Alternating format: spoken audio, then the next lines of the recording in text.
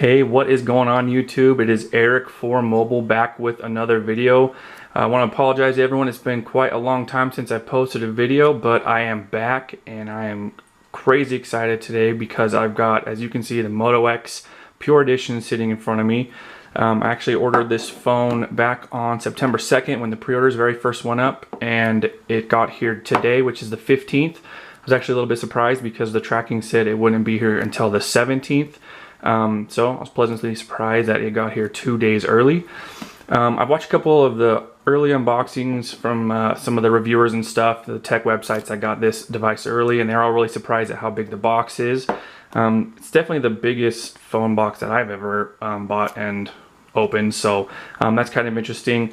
But yeah, let's jump right into it. Who really cares about all this plastic stuff right on top? How impossible it is to get off. But anyways, these are kind of cool to do just because with the Moto X Pure Edition, you know, everyone designs their own, so it's kind of cool to see what everybody got and how everyone differentiated them. So the box is pretty nice. This side is sealed, so when you open the box, it just hinges open, and there is the phone. So as you can see, when I designed my phone, I went with the royal blue back. And I really like it. It's kind of interesting because when you order the phone on the website, as you can see, I got the white front. I'll just tell you everything I did with it real quick. So I got the white front, the royal blue back, and then I went with the charcoal or like the gunmetal gray, you know, accents, and on the back, on the metal on the back there. And this is a 32 gigabyte variant.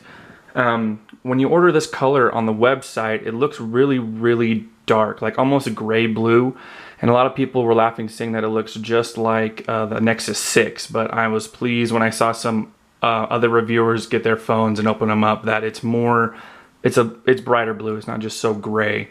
I apologize for the lighting in this room. It's really terrible. It's probably a little bit hard to see the color, but also I did put a custom engraving on the back. It says E4M, which is my YouTube channel, Eric for Mobile.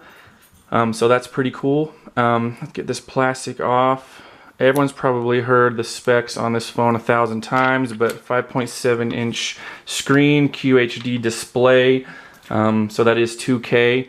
You know, really the phone, I've had a few big phones and I've had some smaller phones. This one does not feel that big to me. I know that was a big concern with a lot of people when they ordered this, how big this phone was going to feel or how easy it is to manage in the hand, but I gotta say it feels pretty darn good. And with the metal accents all the way around the phone, it does give it that premium feel.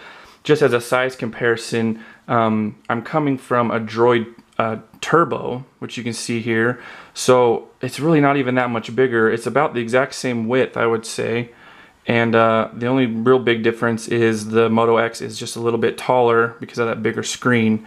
But I can say for sure it definitely feels a lot thinner in the hand. Now at the thickest point, the Moto X Pure is a lot thicker than a lot of the other flagship phones, but since the edges do taper down on the sides, it gives it a really nice feel in the hand, and I can say it does feel a lot easier to manage in the hand than the Droid Turbo. This thing is just a beast because of that huge battery that has in it. But anyway, I'm going to drop my SIM card in here, and I've got a 32 gigabyte SD card as well that'll stick in there, and then I'll fire her up, and yeah, we'll go from there. Really quick, one thing that I did forget to mention is the rest of the stuff in the box. I got too excited about the phone. So really quick, they've just got all the typical literature, whoever reads all that stuff. So here's the SIM removal tool. I definitely will need that. Now I am on Verizon, so I do already have an active nano SIM out of my Droid Turbo, so it will be really simple for me to drop my SIM in and be working day one. I know some people having problems if you've switched to Verizon or don't already have an active SIM card. It can take as long as up to Friday to get those activated. Verizon's working on it, but I'm not gonna have that problem, luckily. And then the rest of what's in the box is just the turbocharging cable. I did see this from previous unboxings. It's a little interesting that it's not a USB to USB connection. It's just hardwired right into the brick. So that's kind of a bummer, but it's not a deal breaker or anything. But that'll be nice to have. And then the thing that nobody knew was included, or pretty much nobody knew was going to be included, was the plastic bumper. A lot of people said that it's flimsy and whatever, but I mean, I think it's cool that they included it. at a phone that starts at $399, it's not bad to have any extras that they give you. So I think that's pretty cool. But anyway, let me get my SIM in here and we'll go from there. Alright guys, so I just dropped my Verizon SIM in the phone as well as my 32GB SD card. So let's turn this thing on and see how this beautiful screen looks. One other customization feature they do give you is a custom startup phrase which says hello E4M right there, which once again is my YouTube channel, so that's pretty cool that they do that. And yeah, as the phone's booting up, I'll just say really quickly that I was going to upload some video samples today from the camera. I know everybody's interested to see how well the camera looks since it was a big selling point of the phone this year. It's a dark and gloomy day outside today where I live, so I'm going to wait until tomorrow to post any video content, so just so I can have good lighting outside.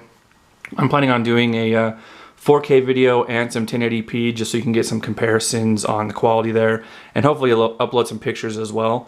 And then aside from that, there's already a custom recovery and unlock bootloader available for the phone. So for those that are new to my channel, I do videos on rooting phones, installing custom recoveries, installing custom ROMs. So definitely stay tuned. If you're not subscribed and you'd like to see that content, please subscribe. I'll be uploading videos as new ROMs and new rooting methods become available. But that's pretty much it for this quick unboxing, guys. You can see I do have LTE, so it was no problem at all activating this phone on an already activated Verizon SIM card. But yeah, I appreciate you guys watching the video, and stay tuned tomorrow for some more uploads.